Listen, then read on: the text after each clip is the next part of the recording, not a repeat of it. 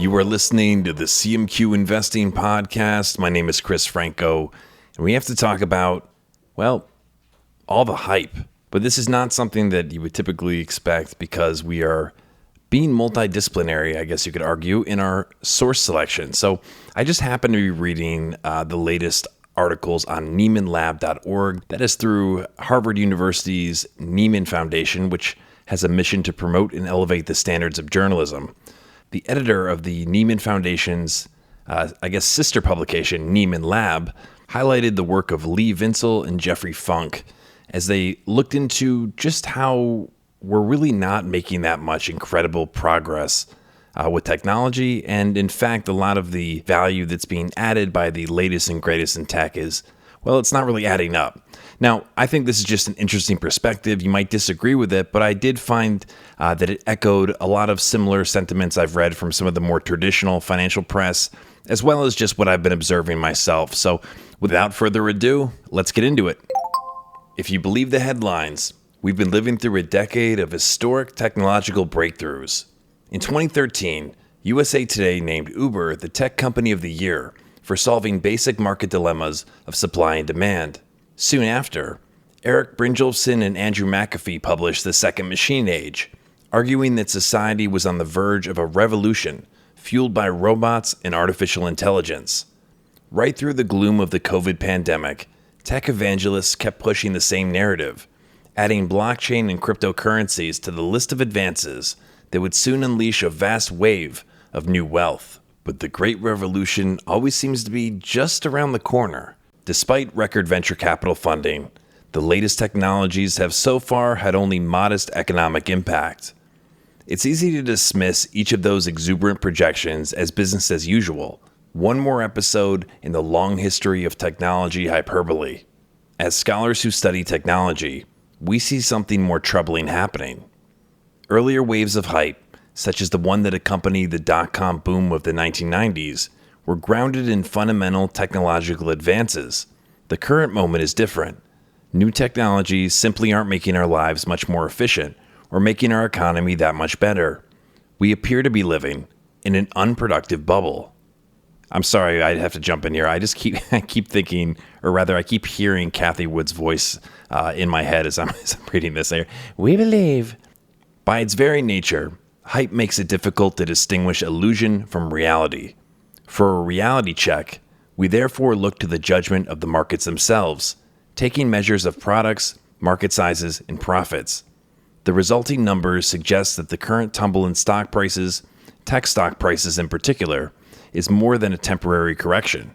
It is a symptom of a deep disconnect. Tech hype has been distorting people's behaviors and distracting us from one of the most fundamental economic problems of our time. Thinking clearly about technological progress versus technological hype requires us to consider the question of why people buy and adopt new technologies in general. A type of academic analysis, called the technology acceptance model, identifies two notable factors. 1, perceived ease of use, and 2, perceived usefulness. That is, we embrace new technologies when they seem easy enough to use and when we believe they will help us do something worthwhile.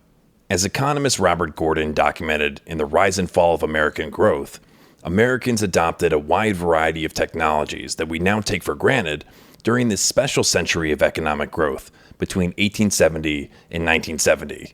This period features the advent of a wide variety of pivotal technologies, including steel, running water, machine tools, assembly lines, concrete structures, electric lights and appliances, automobiles, airplanes, pharmaceuticals, computers, the list goes on and on. Many of these technologies enabled individuals and organizations to get more work done with less effort, increasing productivity, the ratio between input and output. As a result, prices for manufactured goods and services fell while output soared. Per capita income in the United States increased by a factor of 6 between 1870 and 1973, in large part because of these changes. For reasons still not fully understood, productivity growth came crashing to a halt in the economic difficulties of the 1970s, and it remained low through the 1980s and early 1990s. The article goes on to point out how productivity jumped up between 1994 and 2004 and speculated that it was due to what was a newly commercialized internet, personal computers, and enterprise software, all which allowed more precise management of business and manufacturing. It also notes that for a while the dot-com hype seemed justified, but since 2004, productivity growth has been low again, just like in the 1970s and 1980s. Much of today's tech hype is designed to create the impression that the good times of productivity growth are back, or that they never really went away. Innumerable stories tout the looming transformative impact of artificial intelligence, drones, self-driving cars, and whatnot. I should have replaced whatnot with anything Kathy Wood talks about when she's on CNBC. From our perspective, these technologies aren't being adopted in transformative ways, largely because they are not allowing us to get that much more done than we did before. Still, measuring productivity is difficult, and people who buy into technology hype can argue that our methods for quantifying productivity are missing important changes.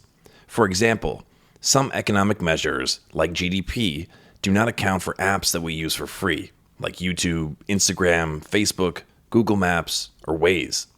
We believe that looking at markets themselves allows us to see through the confusion. Regardless of whether new technologies are truly boosting productivity, if corporations or individuals perceive them to be useful, they would buy them. In reality, we find that people aren't buying these technologies in large numbers. One way to cut through the hype is to look at market sizes, a measure of total revenue generated by the sales in a given industry, and compare the new technologies to successful ones that came before. For simplicity, let's look back to the digital technologies from the 1990s dot-com boom. By 2000, revenue generated by e-commerce, internet hardware, and internet software had reached $446 billion, $315 billion, and $282 billion, respectively, and that is in 2020 dollars. Today's much-hyped technologies do not compare favorably at all.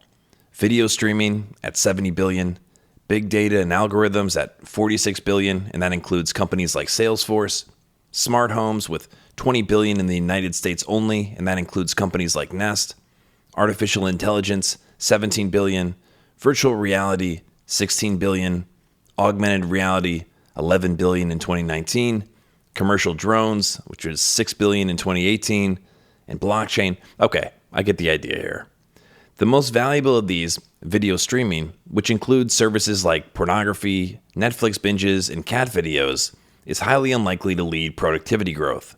Indeed, often enough, it distracts us from our work. I want to also mention, though, if you go to YouTube and watch CMQ Investing on YouTube, that will not take away from your productivity growth. In fact, you will be the most productive version of yourself. That is, again, the CMQ Investing channel on YouTube. Okay, all seriousness, I'm getting back to it. When we take the financial measure of individual new technology firms, things look even worse.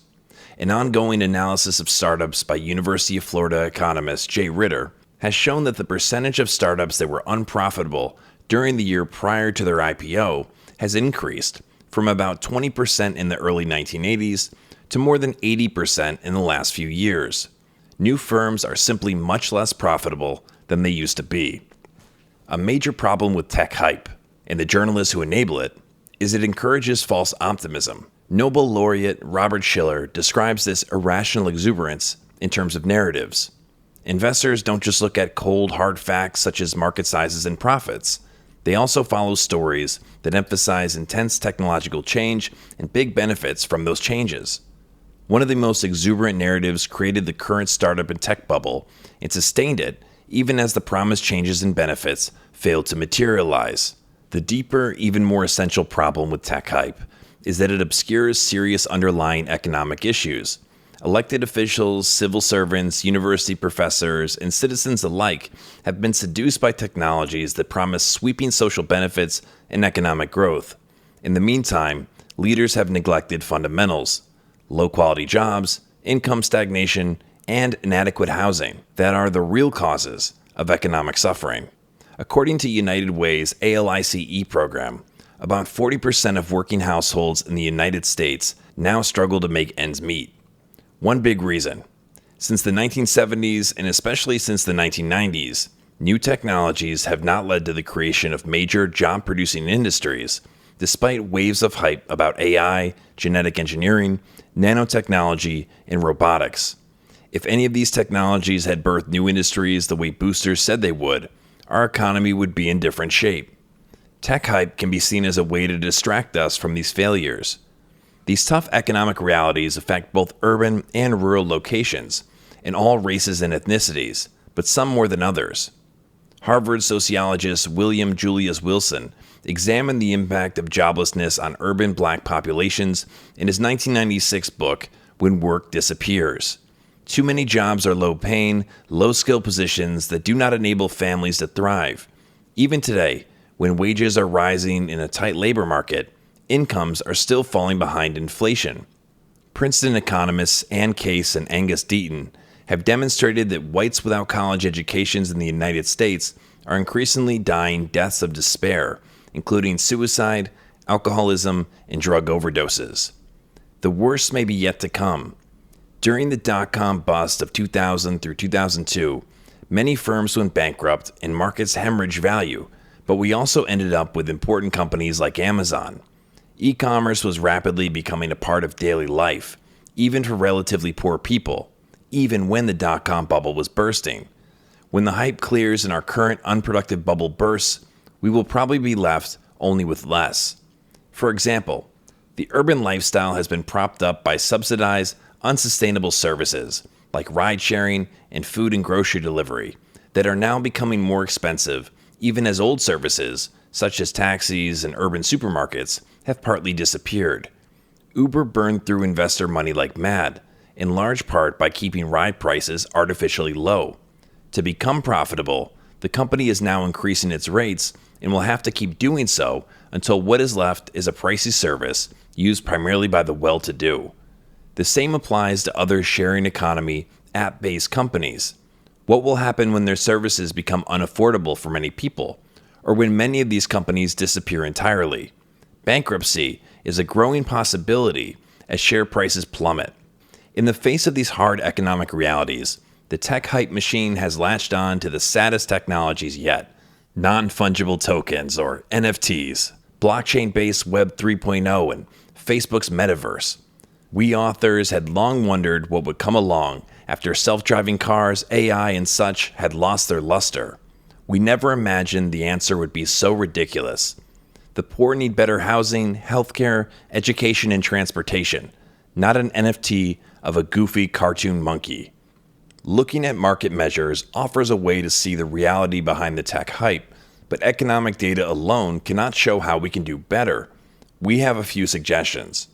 First, and most important, influential figures, including political and journalistic leaders, need to pull back from the dramatic claims of interested parties and examine the larger technological picture.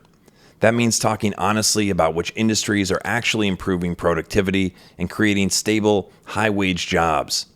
President Obama, who like many Democratic politicians is pretty friendly with Silicon Valley, allowed himself to be taken in by the hype, publicly worrying that AI would soon render many jobs obsolete. If he had asked advisors for realistic guidance on how AI was affecting the economy, he could have seen quite a different picture. He should have focused more on realistic solutions to the deep social problems he cared about, such as poor housing, lack of transportation, and a warming climate, and on ways that these problems can be addressed through technological change. Academics need to do some strategic rethinking of their own. Universities have issued wild claims about the impact of AI and robots on jobs, often using quantitative methods that are divorced from economic reality. Courses on AI, blockchain, and other new technologies have proliferated, hinting at a conflict of interest between issuing academic projections and earning academic income from courses. Yes, universities have to respond to the market, but they also have the power to influence the market. Investors and business leaders need to take their social responsibility more seriously. As part of their tech hype, today's capital pitches and press releases often express a tone of do-goodism, promoting themselves as agents of change. It would be better for them to focus on fundamentals like changing market sizes, productivity growth, and job creation, which are what will get us out of trouble, if anything will. And every reader can ask a simple question to avoid being taken in by tech hype. How could this new technology make a positive impact on people's lives? Even if they didn't buy machine tools, average Americans could easily see that their lives were improved through the impact of those tools on productivity.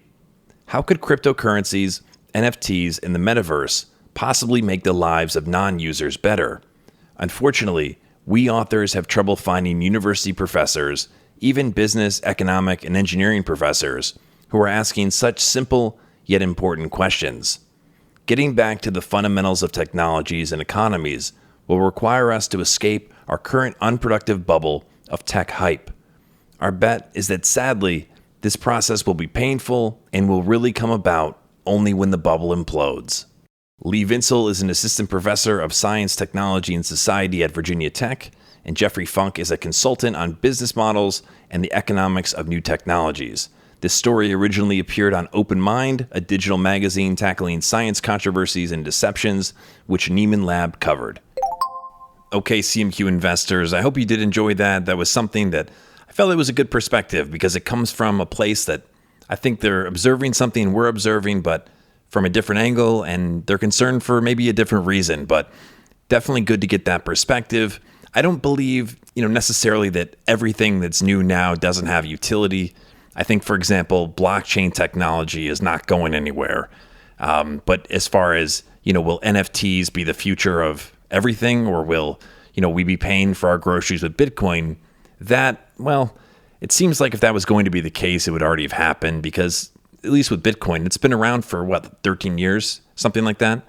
But who knows? I'm not trying to predict the future. I just want to stay rational, as we all should do as CMQ investors. So if you enjoyed this episode, a very rational thing you can do next is make sure that you are following on Apple Podcasts or Spotify. That way you get all the latest episodes in your feed as soon as they're released, and you'll be the first to have the information. And not only will you have the information, but you'll be able to use it before anyone who doesn't subscribe. So appreciate you for listening. Thanks so much. My name is Chris Franco. This is CMQ Investing, and we will talk soon.